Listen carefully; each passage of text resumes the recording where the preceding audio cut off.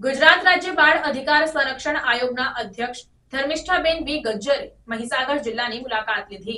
જિલ્લામાં બાળકોના સંપૂર્ણ વિકાસ થાય તે માટે અને તે દિશામાં વધુ સારી કામગીરી કેવી રીતે કરી શકાય તે અનુસંધાને ગુજરાત રાજ્ય બાળ અધિકાર સંરક્ષણ આયોગના અધ્યક્ષ ધર્મિષ્ઠાબેન વી ગજ્જર મહીસાગર જિલ્લાની મુલાકાત લેવા પહોંચ્યા હતા।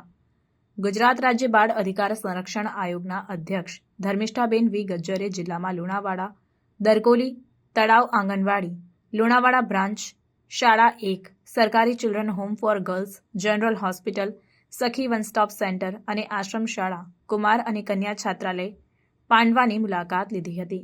આ મુલાકાત દરમિયાન ગુજરાત રાજ્ય બાળ અધિકાર સંરક્ષણ આયોગના અધ્યક્ષ ધર્મિષ્ઠાબેન વી ગજ્જરે જિલ્લામાં બાળકો સરકાર દ્વારા ચાલતી વિવિધ યોજનાઓનો લાભ લે અને બાળકોનો સંપૂર્ણ વિકાસ થાય તે બાબતે ખાતરી કરી હતી। સાથે જિલ્લામાં વધુ સારી કામગીરી કઈ રીતે કરી શકાય તે બાબતે સંબંધિત અધિકારીઓને માર્ગદર્શન આપ્યું હતું અને વિવિધ સ્થળો પર બાળકો સાથે સંવાદ કર્યો હતો।